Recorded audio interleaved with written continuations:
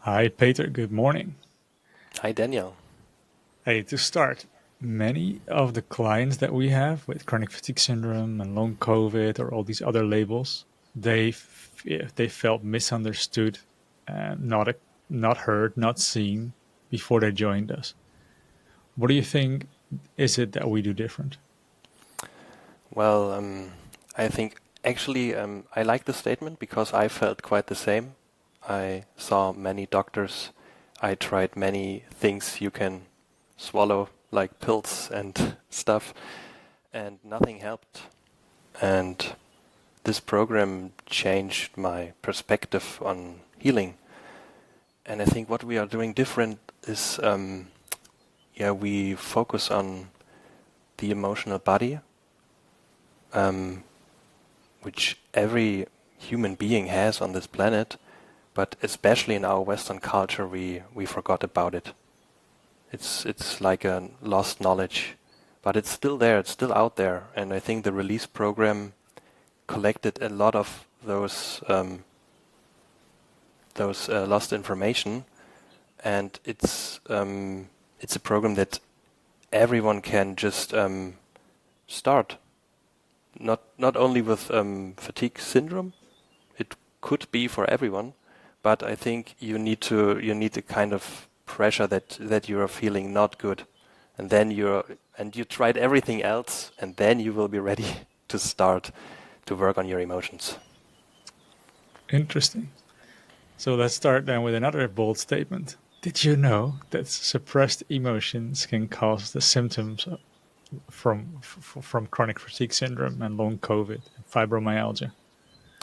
I didn't know before the program, but after I had several crazy releases and I felt much better, I I really felt, and therefore I knew it, that it's true.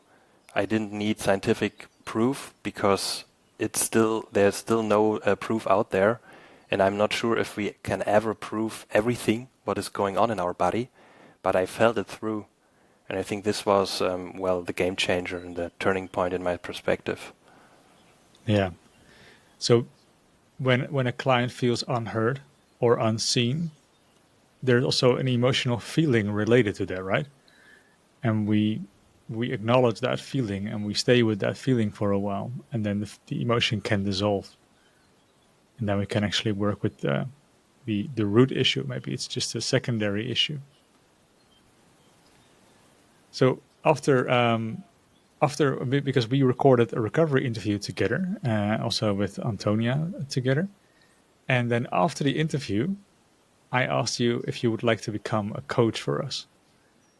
And Yeah. I think right now, 8 months, 9 months have passed since then, and you underwent the training, and now you're already several months working as a coach for us. How are things, and what do you think about this? Well, first, let's start with your question. When you asked me, my conscious mind was very surprised, but my subconscious or my gut feeling instantly said yes. This is kind of interesting, and I think this is typical for this whole emotional process, that you can observe your mind thinking something and observe your feelings doing completely different stuff. And this was typical when you asked me, and yeah, I accepted because I felt that I could learn something about myself, that I can kind of evolve or grow, and this was quite fascinating.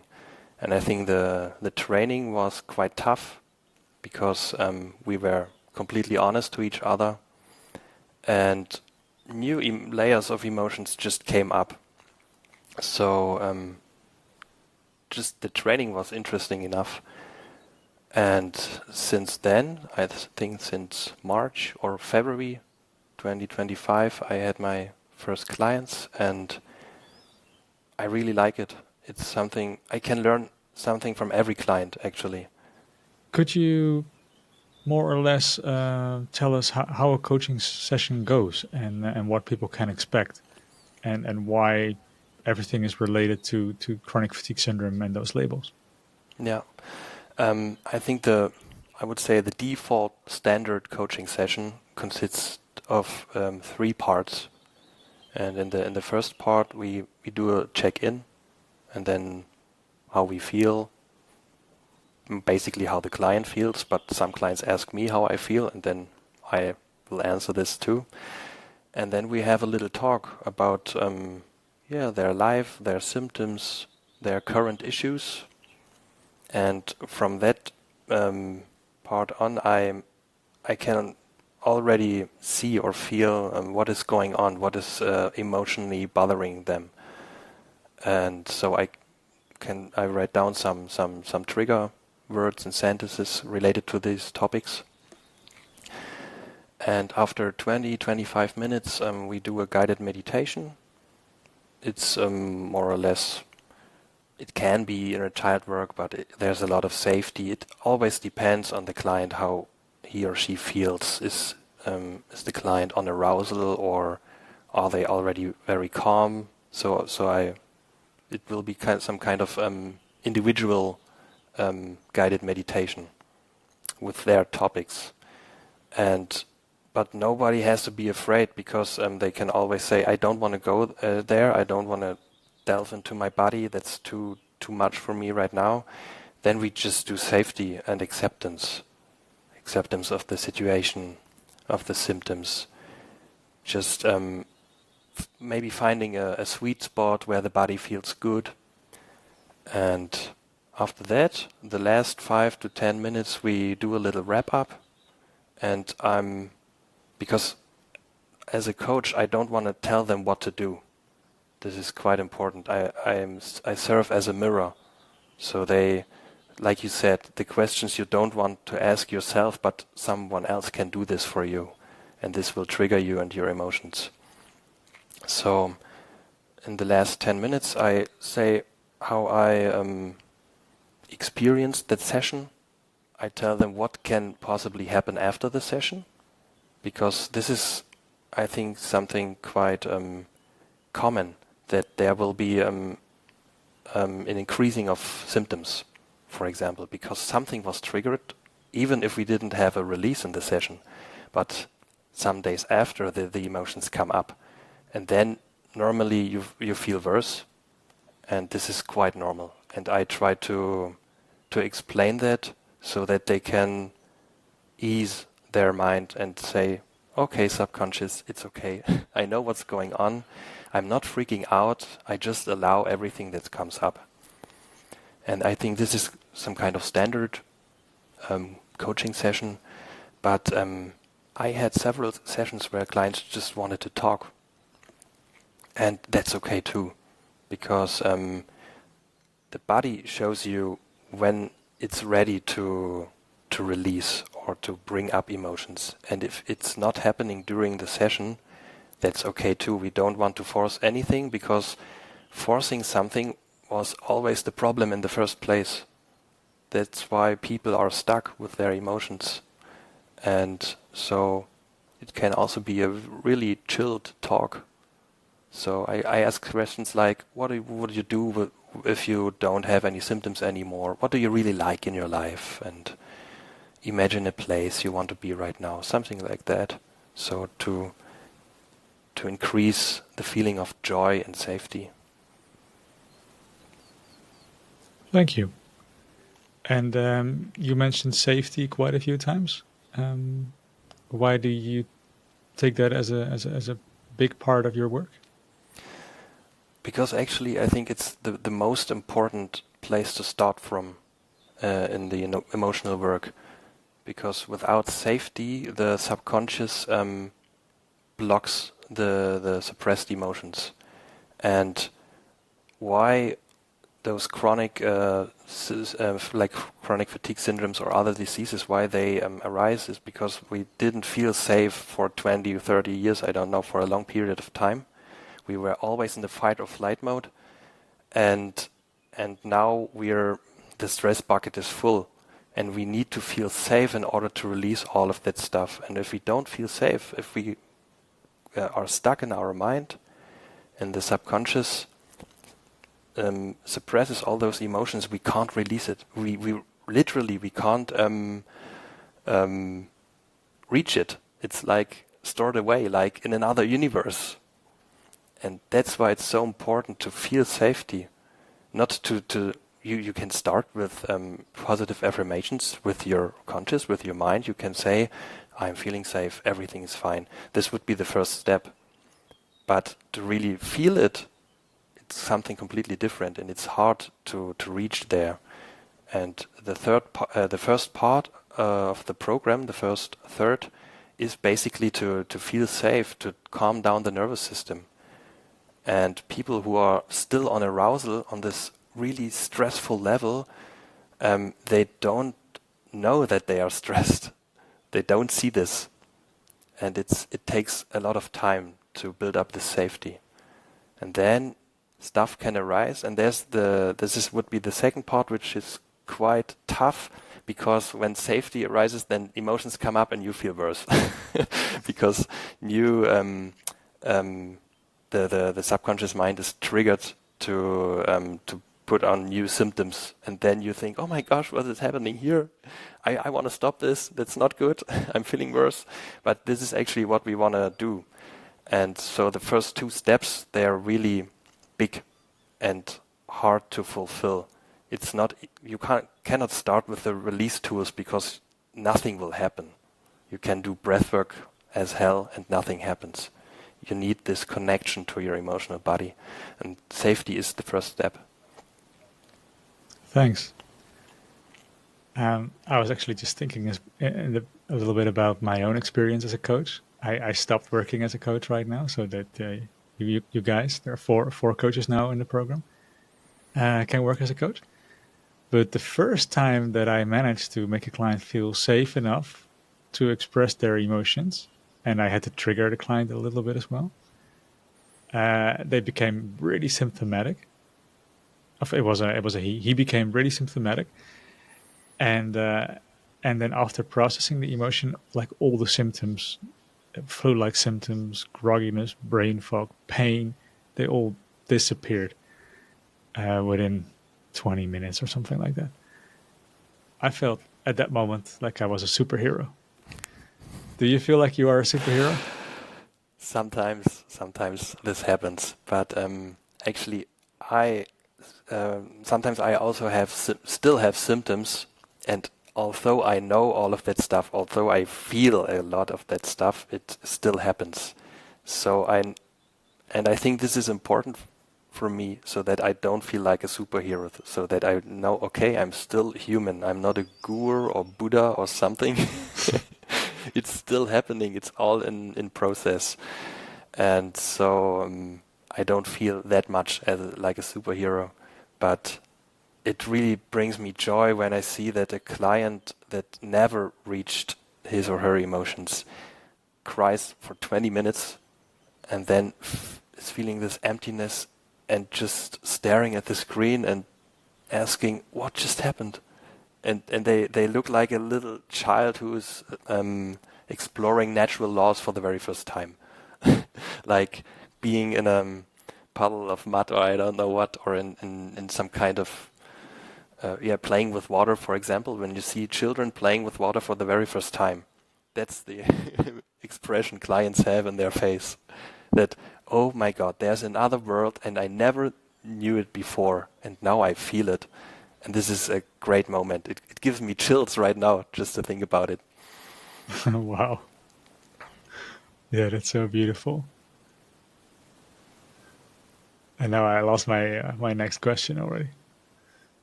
You have chills too. Yeah, yeah. This is really nice. Oh yeah, and about not feeling a superhero and having some symptoms myself.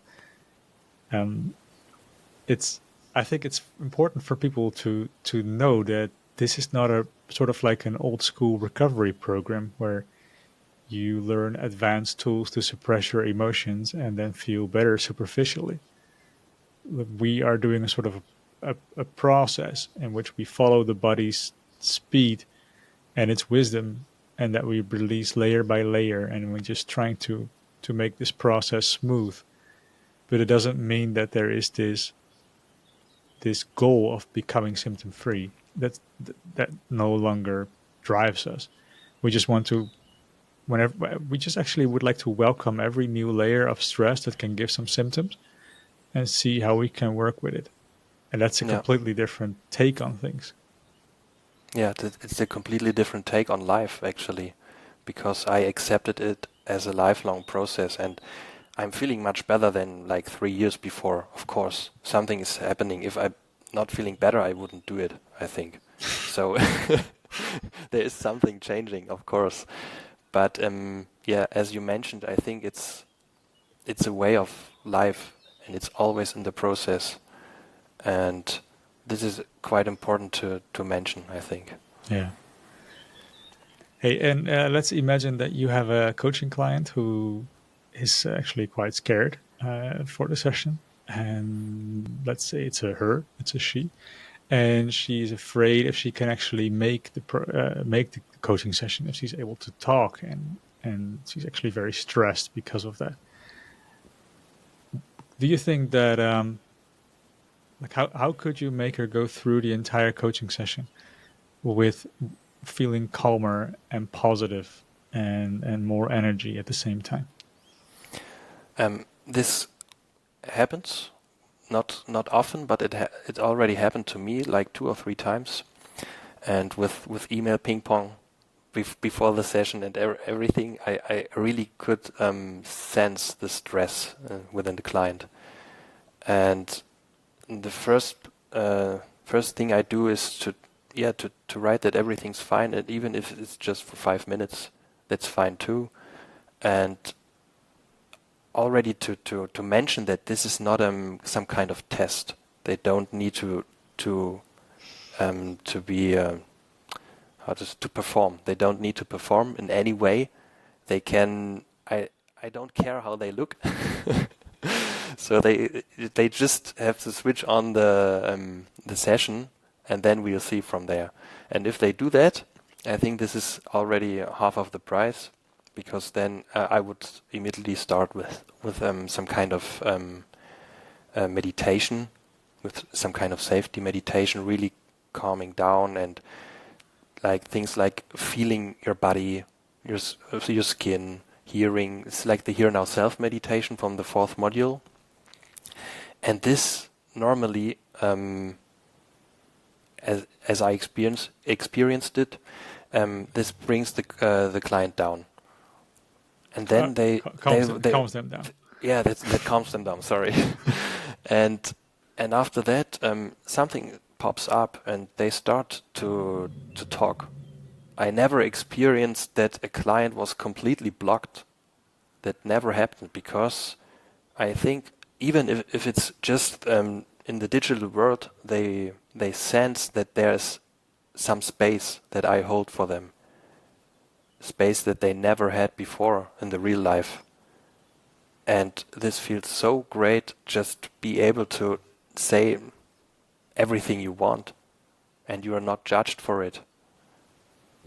And so everyone finds the power to say something. So I'm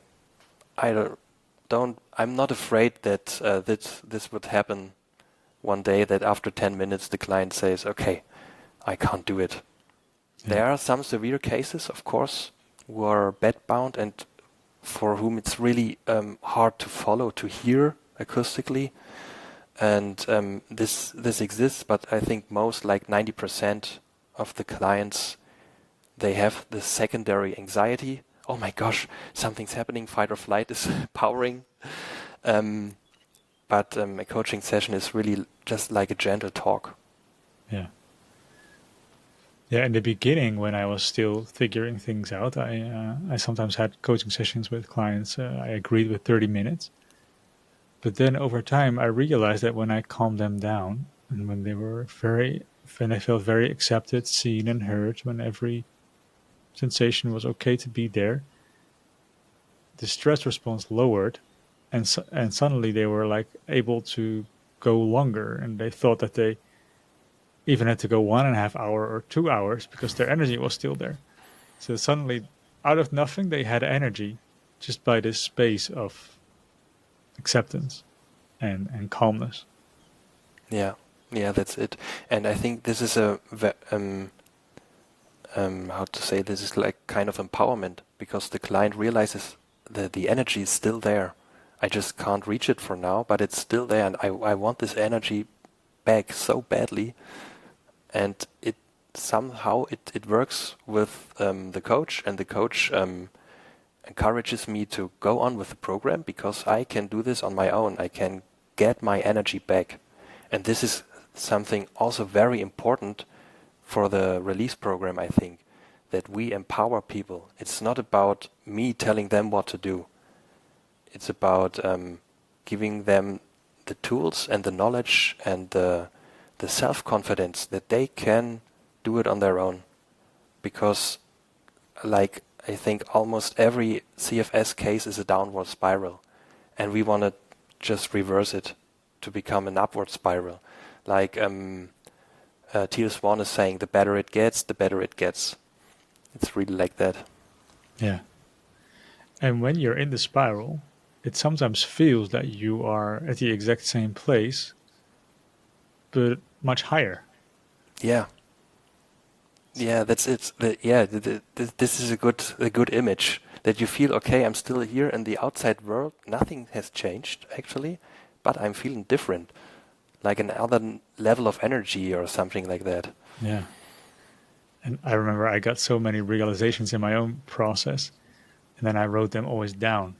It's like, whoa, this is big. I wrote them down. And that's helped me create the program.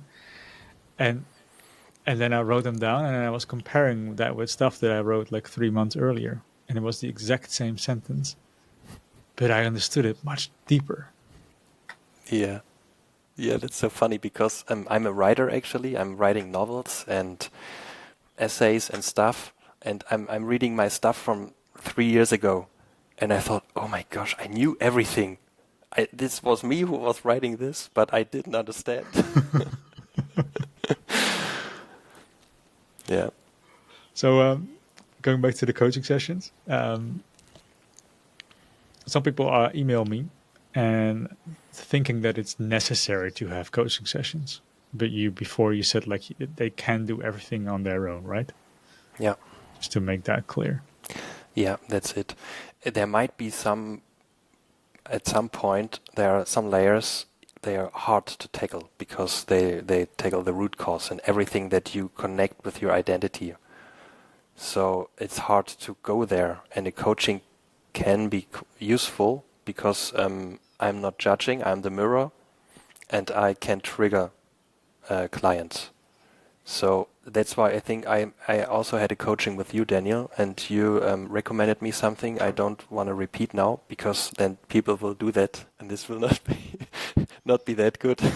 That was some kind of advanced stuff, but this is it. You gave me some advice on my level, and therefore this is therefore the coaching is really good. You know, the coach is like in a game, like in football or basketball. He gives advices to players, but he doesn't play.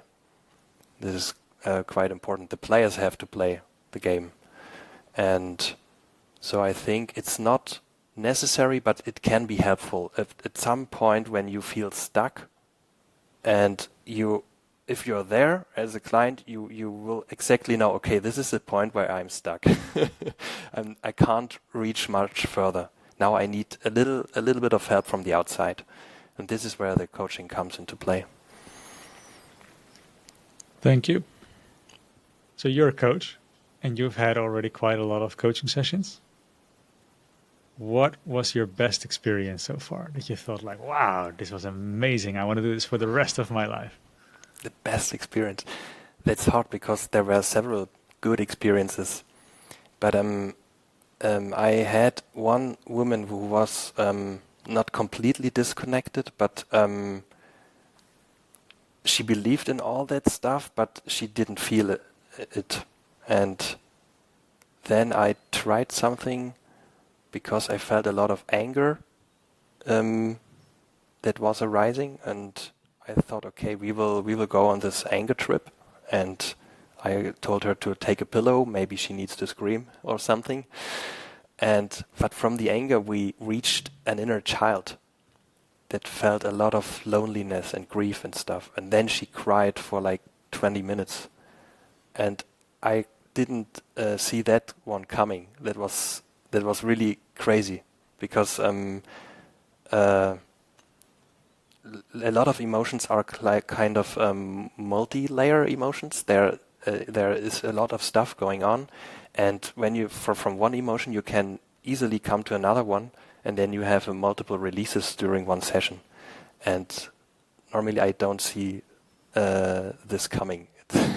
And this one I really liked, and she was, like I told you before, she was like, what just happened there? I saw my inner child and it just needed some help. And she was she was flashed.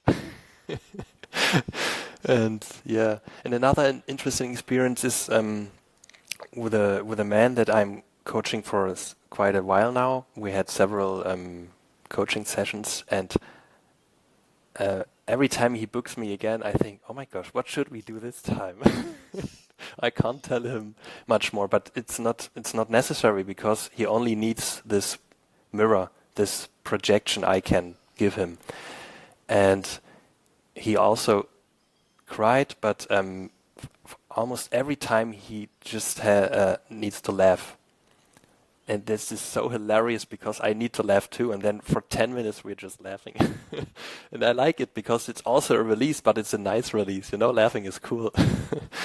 And this is also very, very good. I like this experience. I just had that in mind to talk about as well. I love it when clients start laughing uncontrollably. Yeah. And then you can't sit there with a face like, you start laughing Yeah, yourself, and then maybe sometimes you laugh for like 10 minutes, and then you both feel so great after that. Yeah, that's it. Yeah, so it's not just about crying. It can also be laughing. Yeah. And only once I had a client vomit right in front of me. Oh, okay. No, it didn't happen for me so far, but sometimes when clients say I feel some disgust or something in my throat, and I think I need to vomit, then I tell them, take a bucket or something, and then we will go on. Don't put it on your mobile device. Yeah. And I mean, a lot of healing modalities are about avoiding ME/CFS clients to do emotional work, because the symptoms can increase. But that's not what we're doing, right? We're trying to complete the entire emotion, and then they can become symptom-free instead. Yeah, I think that's why clients come to us, actually, because they tried anything else what is out there on the internet and in the world, and nothing, literally nothing helped them. And that's why they try this, and when they have their first, not just the release, also the calming down, what you said just before, that you're on another energy level, just this little glimpse, it's enough to feel something's in there, and I want to discover it. And when you feel, even with a lot of symptoms, that you want to discover it, you have this childish force to find something new. This can unlock so much energy, so much power to go the next step, to go further. And I think it's all about this. When you're curious, you're feeling better. It's as simple as it gets. I can really sense your enthusiasm, and I'm really grateful that you work with us, and that our clients can book you. And as well, I mean, the other coaches, I think they're also great. But I'm really glad to have you on the team. Thank you. Yeah, I'm glad too that you asked me. Would you, let's say there are some people from the program watching this, and do you think that they could have any other question, or is there anything else that they need to know about having a coaching session with one of the coaches? Well, the only thing, maybe they can book any one of us. We're all good, and I think, for example, there it's there are also women that book me. It's like 50-50, male and female, and I think that they need to process something that they unconsciously think they can get from me, from a male. But it could also be interesting in the further process to have another coach, just to try it out, just to change male, female, or whatever. Just this could be an advice. It doesn't have to be me or Elaine or I don't know all the time. They can also change the coach, because every coach, even if we try to be non-judgy, we are still human beings, and we still have a perspective unconsciously, and that's why another experience could be interesting. So just stay curious about it. And you're actually mentioning something that I forgot about. Taking another coach, because people think that they are devoted to one coach because they've shared so much of their story with one coach. But it's not really how it works, because the body is deciding the pace, and the body decides what needs to be let go of. And you only work with what is there right now. You don't work with the history. So therefore, every coaching session is completely new, and it doesn't really matter if you're with a new coach or with an old one. Yeah, that's it. And having always the same coach could, that's important, could be some kind of coping. So that there's some fear that something could change, and you're not willing to expose yourself to that change. But that's what we do when we do emotional work. It's always a new situation, something to feel through. And if the client feels some kind of anxiety towards a new coach, that's the perfect time to book another coach and to try this. Yeah. And the best thing would be if they would be in a crash, like most severe symptoms while they start the call. Yeah. Because then we can really work with it. Yeah, if they are willing to do that. Yeah, they usually cancel, but it would be the perfect moment to coach someone, and because then it's much easier to switch off the symptoms, because they're so extreme, because the emotion is almost out of the body. Yeah. It just needs like a tiny thing to make them emotional, to make them become symptom-free. I mean, it doesn't mean that it will always work, but I noticed that it's the easiest moment for a release when the symptoms are extreme. Yeah. It's been a long time since I had a crash, and I don't want to have a crash, but you're right. The more extreme the symptoms are, the easier it is to get to the emotion. Yeah. Well, Peter, we talked a lot about a lot of topics. Thank you so much for doing this talk with me, and I'll see you soon. Okay, let's see you. Thank you everyone for watching, and if you're in the program, then you can book a call with Peter if it feels right. And if you're not in the program, then you need to come into the program. Thank you everyone for watching, and I wish everyone a beautiful healing journey. Bye.